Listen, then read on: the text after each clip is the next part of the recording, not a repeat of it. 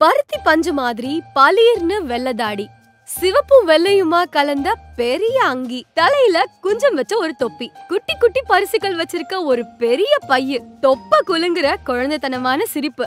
இதுதான் கிறிஸ்மஸ் தாத்தா. உலகத்துல இருக்க எல்லா குழந்தைங்களுக்கும் பிடிச்ச ஃபேவரட்டான தாத்தா. கிறிஸ்மஸ் தாத்தா எங்க இருந்து எப்படி வந்தாருன்னு தெரியுமா? கிபி 4ஆம் நூற்றாண்டை சேர்ந்த செயின்ட் நிக்கோலஸ் அப்படின்ற ஒரு புனிதரோட நினைவாதான் சாண்டா கிளாஸ் எனப்படுற கிறிஸ்மஸ் தாத்தா உருவாக்கப்பட்டாரு.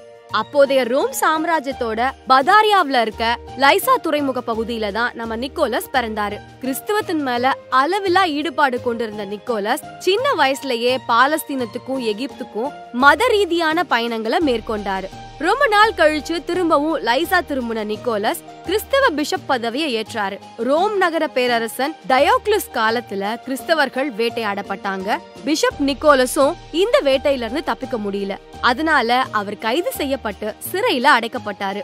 அதுக்கப்புறம் அரசர் கான்ஸ்டான்டின் காலத்துல தான் நம்ம நிக்கோலஸ் விடுதலை செய்யப்பட்டாரு.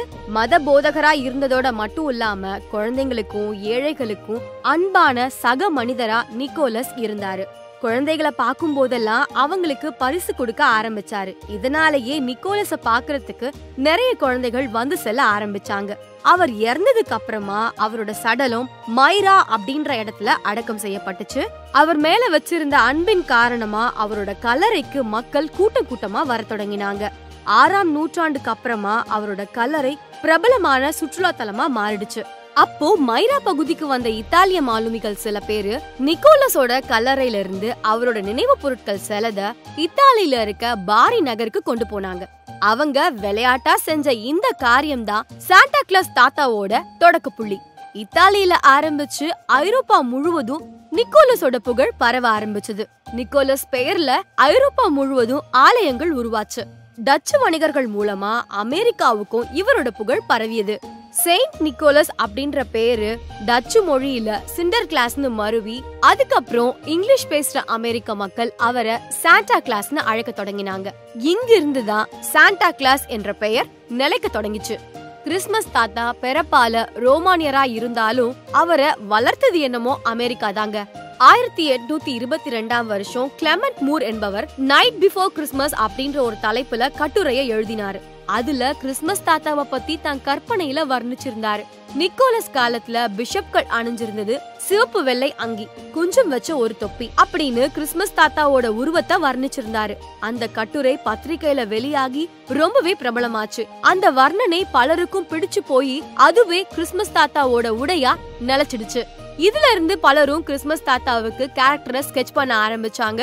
1860ஆம் வருஷத்துல இருந்து 1880ஆம் வருஷம் வரைக்கும் வெளிவந்த ஹார்பர் அப்படின்ற வார இதழ் ஒரு கிறிஸ்மஸ் ஸ்பெஷலை வெளியிட்டாங்க. அதுல தாமஸ் நாஸ்ட் என்பவர் கிறிஸ்மஸ் தாத்தா வடதுருவத்துல வசிச்சுட்டு வராருன்னு, கிறிஸ்மஸ் அப்ப உலக குழந்தைகளை பாக்குறதுக்காகவும் பரிசளிக்கவும் ரெயின்டீர் எனப்படுற 8 மான்கள் பூட்டப்பட்ட பறக்கும் பனிசறுக்கு வண்டியில வருவாருன்னு எழுத அதுவே கிறிஸ்மஸ் தாத்தாவோட அட்ரஸும் வாகனமாகவும் மாறிடுச்சு. பொதுவா அமெரிக்க குழந்தைகள் தங்களுக்கு தேவையானத தன்னோட பெற்றோர் கிட்ட நேரடியா கேக்குற பழக்கம் இல்லாதவங்க. எது தேவையோ அதை எழுதி வச்சுட்டு போயிடுவாங்க. பெற்றோர்களும் அவங்களோட வசதிக்கு ஏத்த மாதிரி அதை வாங்கி கொடுப்பாங்க.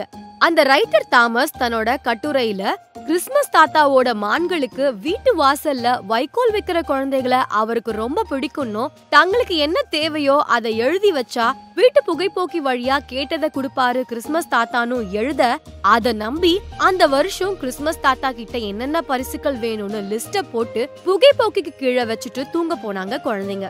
காலையில எழுந்து பார்த்த குழந்தைங்களுக்கு ஆச்சரியமான ஆச்சரியம். அவங்க கேட்ட சில பொருட்களும் குட்டி பொம்மைகளும் சாக்லேட்களும் அவங்களோட ஷூ சாக்ஸ்ல கட்டி வீட்ல தொங்க விடப்பட்டிருந்துச்சு. தாங்கள் கேட்டத உடனடியா வாங்கி கொடுக்காத பெற்றோரை விட கேட்டது ஒரே இரவுல அதை கொடுத்துட்ட கிறிஸ்மஸ் தாத்தாவை குழந்தைங்க எல்லாருக்குமே பிடிக்க ஆரம்பிச்சது. அந்த நொடியில இருந்து கிறிஸ்மஸ் தாத்தாவை குழந்தைங்க விரும்ப ஆரம்பிச்சாங்க. குழந்தைங்களோட மகிழ்ச்சிய கெடுக்க விரும்பாத பெற்றோர்கள் நமட்டு சிரிப்போட ரகசியம் காக்க ஆரம்பிச்சாங்க. குழந்தைங்களுக்கு கிறிஸ்மஸ் தாத்தாவை பிடிக்குதுன்னு முதல்ல கண்டு கொண்டது வணிக நிறுவனங்கள் தான்.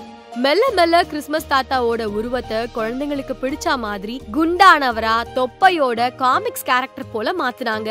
கிறிஸ்மஸ் தாத்தாவோட வண்டியில சின்ன சின்னதா மணிகளை கட்டி தொங்க விட்டாங்க. அந்த மணியோட ஓசைக்கேற்ப jingle bell jingle bell jingle all the way அப்படின்ற சாங்கையும் குழந்தைங்களுக்காக உருவாக்குனாங்க. இதுக்கு கிறிஸ்மஸ் தாத்தா குழந்தைங்களோட வயதான குழந்தையா ஆடி பாடினாரு. இப்போ குழந்தைங்களுக்கு பிடிச்ச 100% கிறிஸ்மஸ் தாத்தா ரெடி ஆயிட்டாரு. தங்களுக்கு பிடிச்ச கிறிஸ்மஸ் தாத்தாவுக்கு அமெரிக்க குழந்தைங்க கடிதங்கள் எழுத ஆரம்பிச்சாங்க. சாண்டா கிளாஸ் வடதுருவம் இதுதான் அவரோட அட்ரஸ். அப்படி அனுப்பப்பட்ட லெட்டர்ஸ் பலது போஸ்ட் ஆபீஸ்லயே தூங்க ஆரம்பிச்சது. இந்த சமயத்துல தான் அமெரிக்காவில இண்டியானா மாகாணத்தில் உள்ள கிறிஸ்மஸ் லேக் என்ற கிராமத்துல அரசாங்கத்துக்கிட்ட ஒரு போஸ்ட் ஆபீஸ் வேணும்னு ஒரு கோரிக்கையை வச்சாங்க. ஏதாவது ஒரு பேரை தேர்ந்தெடுத்து சொல்லுமாறு அரசாங்கம் அவங்கள கேட்டுக்கிட்டாங்க. அப்போ அவங்களோட போஸ்ட் ஆபீஸ்க்கு தேர்ந்தெடுத்த பேர் தான் சாண்டா கிளாஸ். அதிகாரப்பூர்வமான பேர்ல போஸ்ட் ஆபீஸ் வந்ததும் அமெரிக்காவில இருக்க எல்லா குழந்தைங்களும் எழுதுற கடிதங்கள் இங்க வந்து குவிய ஆரம்பிச்சது. போஸ்ட் ஆபீஸ்ல வேலை செய்யறவங்களோட சேர்ந்து சுமார் 2500 கிராம மக்களும் இணைஞ்சு குழந்தைங்களோட கடிதங்களுக்கு பதில் எழுத ஆரம்பிச்சாங்க. இது பல வருஷங்களா இன்னைக்கு வரைக்கும் தொடர்ந்து நடந்துட்டு வந்துட்டு இருக்கு.